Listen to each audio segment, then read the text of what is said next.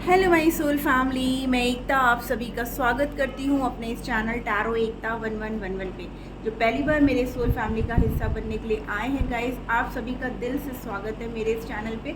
आपको बस इतना करना है कि मेरे चैनल को सब्सक्राइब करना है, बेल नोटिफिकेशन ऑल कर देनी है ताकि मेरे वीडियोस डायरेक्टली आप तक पहुंच पाए और कोई ना कोई गाइडेंस आपको ज़रूर मिल पाए। और जो ऑलरेडी अपना प्यार दे रहे हैं उनको बहुत बड़ा वाला थैंक यू है गाइस। चलिए हम कलेक्टिव लेवल पर चेक करते हैं कि नेक्स्ट 24 आवर्स आपके पर्सन के कैसे रहने वाले हैं, क्या कुछ चलने वाला है उनके मन में, क्या कुछ अभी वो किस सिचुएशन को फेस कर रहे हैं। और in the last we will take guidance for my viewers. Okay, ये टाइमलेस रीडिंग है गाइस, जब भी आपके सामने आएगी आपसे रेजोनेट होगी। कलेक्टिव और जनरल है तो प्लीज़ वैसे ही लेना, अननेसेसरी पूरी रीडिंग अपने साथ रेजोनेट मत करिएगा। तो चलिए जल्दी से आप अपने पर्सन का नाम ले लीजिए और मैं भगवान का नाम लेती हूँ और शुरू करते हैं हम अपनी आज की रीडिंग की नेक्स्ट 24 आवर्स क्या रहने वाला है। ठीक है ना, चलिए पहले उनकी करंट एनर्जी चेक करते हैं। Thank you angel divine, thank you holy spirit, जय हो शिव शक्ति, जय हो Radhe Krishna. Please angels guide करिए नेक्स्ट 24 आवर्स कलेक्टिव लेवल पर हमारे व्यूअर्स के पर्सन जिस किसी के बारे में भी सोच रहे हैं ना, उनकी energy. Oh my God, devil with wheel of fortune ending है गाइस। जिस भी नेगेटिव एनर्जी में वो हैं या जहाँ कहीं भी वो ब्लॉक सिचुएशन है ना उनकी लाइफ में, उसकी एंडिंग है गाइस। नेक्स्ट 24 आवर्स रिलीज होगी उनकी ये नेगेटिव एनर्जी। डेथ देखिए, ट्रांसफॉर्मेशन, डेविल के साथ wheel of fortune and then death, a major transformation. मैंने बोला ना जिस भी नेगेटिव एनर्जी में है वो एंड है, स्टक है सिचुएशन में, सोच विचार में कुछ। ये वाली रीडिंग ना मेरी कल की भी रीडिंग में है गाइस, आप उसको भी देख सकते हो कि कुछ सिमिलैरिटीज़ हैं इन कार्ड्स की भी, उनमें भी। तो मे बी एनर्जी वही आ रही है, इसीलिए कार्ड्स रिपीट हुए हैं। 10-10 की वाइब्रेशन है गाइस, एक न्यू बिगनिंग। क्यों शांत हो भाई, क्यों ऐसा लग रहा है जैसे आपके पर्सन ना बहुत डिस्टर्ब्ड हैं। एक न्यू बिगनिंग देखिए, एक end of a cycle and a new beginning guys. एक और कार्ड डिवाइन, राधे कृष्णा या शिव शक्ति, कौन आएंगे? ओहो, दो आ रहे हैं। थर्ड पार्टी रिलीज, जस्टिस का कार्ड है गाइज ओवरऑल में। कार्मिक रिलीज, नो कॉन्टैक्ट सिचुएशन का एंड होना और एक न्यू साइकिल का स्टार्ट होना, ये कंडीशन है गाइज। ठीक है ना,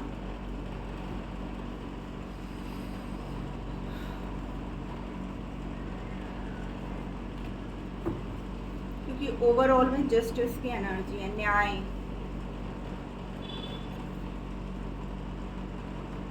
कार्मिक रिलीज, आपके पर्सन जिस किसी भी सिचुएशन में स्टक थे, रुक गए थे, वहाँ से एक एंडिंग, नो कॉन्टैक्ट सिचुएशन को ख़त्म करके एक नई शुरुआत, थर्ड पार्टी रिलीज होगी गाइस। ठीक है ना, होप आपको सारे कार्ड्स दिख रहे होंगे। माँ काली की एनर्जी है गाइस। ठीक है ना, यस।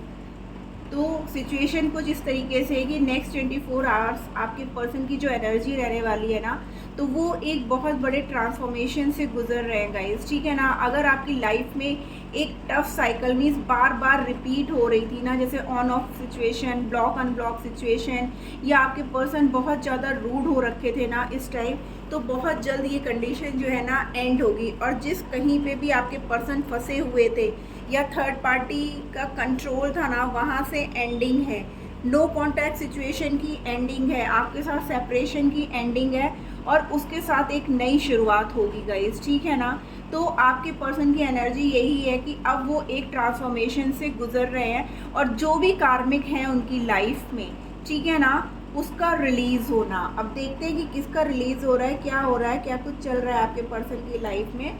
हम जो है इससे ओशो से चेक करते हैं। ठीक है ना, देखिए, clinging to the past and postponement, number 4 number 5 की एनर्जी आई है गाइस। यानी कि आपके पर्सन ना पुरानी बातों को लेकर के ना बहुत ज़्यादा परेशान है। ठीक है ना, नंबर 8 नंबर 9, वो एग्जॉस्टेड है, बार बार याद कर रहे हैं कि उन्होंने ऐसी गलतियां कैसे की, ठीक है ना। उन्होंने मतलब कंपैरिजन में है कि आप सही थे या थर्ड पार्टी सही थी, उन्होंने गलत क्यों कर दिया। वो बार बार सोच रहे थे कि आपको कॉल मैसेज करें, आपसे बात करें, या आप जब जब उनसे मिलने के लिए बोलते थे ना पास्ट में, तो वो प्रोग्राम्स को पोस्टपोन कर देते थे। क्यों? क्योंकि वो एक डेविल, एक बहुत नेगेटिव एनर्जी में थे, थर्ड पार्टी की कंट्रोल में थे, उन्हीं की बात सुन रहे थे। उनको जो है ना पूरी तरीके से मैनिपुलेट कर दिया गया था, उनके माइंड को ना जैसे बिल्कुल ब्रेन वॉश कर दिया हो।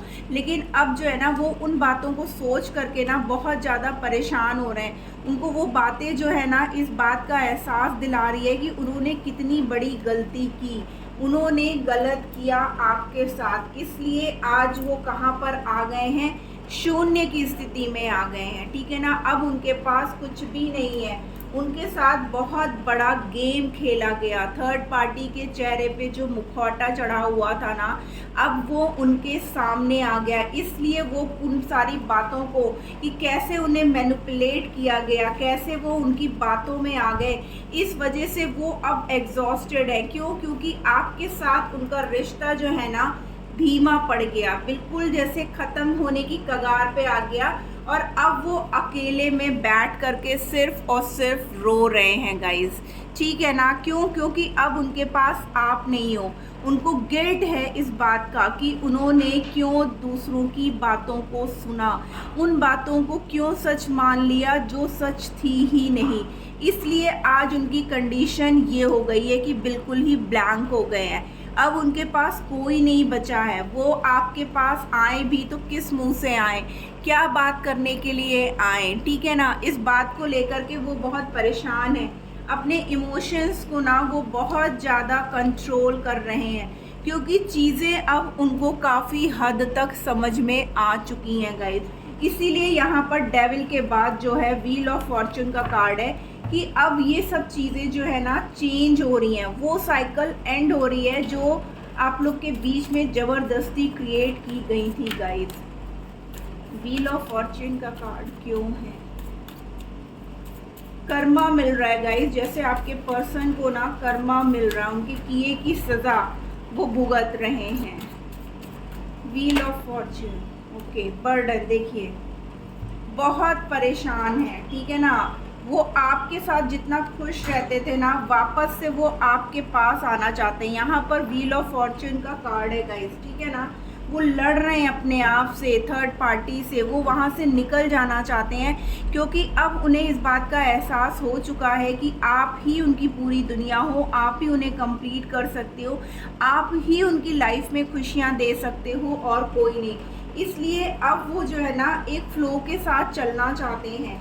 आपके बिना वो बिल्कुल डिप्रेशन में, जैसे 10 ऑफ सोर्ड्स की एनर्जी होती है ना गाइज, वो यहाँ पे 10 नंबर भी है, अ न्यू बिगनिंग गाइज। यहाँ पे 10 की बहुत ज़्यादा एनर्जी है, इसीलिए यहाँ पर व्हील ऑफ फॉर्चून का कार्ड है। और उसको क्लैरिफाई किया वर्ड ने, ठीक है ना, कि आप उनकी वो मतलब पर्सन हो लाइफ की जो उन्हें कंप्लीट करते हो, और वो आपके साथ कंप्लीट होना चाहते हैं। पुरानी सारी बातों को वो लेट गो करके आपके साथ एक नई शुरुआत करना चाहते हैं। इसीलिए आपके पर्सन इस वक्त ना बहुत बड़े ट्रांसफॉर्मेशन से गुजर रहे हैं गाइस।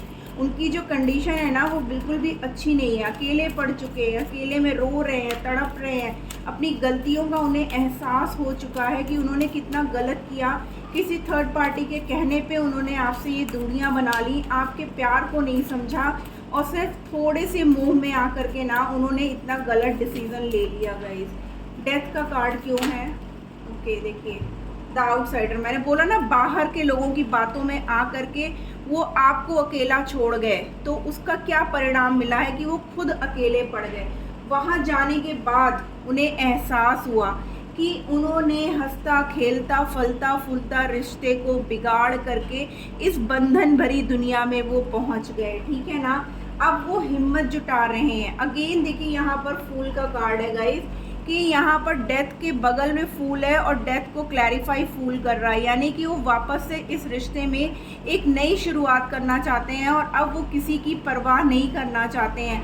एक फ्रूटफुल रिश्ता चाहते हैं वो अब, क्योंकि उन्हें अब सब चीज़ें समझ में आ चुकी हैं कि कौन सही है कौन गलत है। उन्होंने पास्ट में जितनी भी चीज़ों को एक्सपीरियंस किया ना आपसे दूर रह करके, तब उन्हें जा कर के हर चीज़ का एहसास हुआ।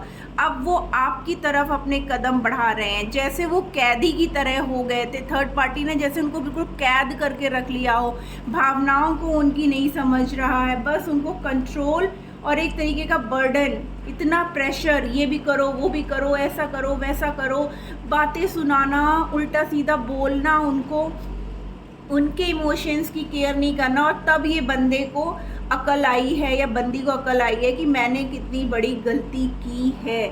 मतलब लोग जो है ना कैसे होते हैं यार, कि जरा सा कहीं पे भी देखा कि वो मुझसे बेटर है तो ये कैसा प्यार है, ये तो प्यार ही नहीं है ना, ये तो आप अपना देख रहे हो ना फ़ायदा नुकसान, कि मेरा फ़ायदा वहाँ हुआ तो खट से वहाँ निकल गया, मुझे वहाँ फ़ायदा नहीं हो रहा है तो मुझे खट से वापस आना है। बट अब आपके पर्सन को ना सच में कर्मा मिला है गाइस, ठीक है ना।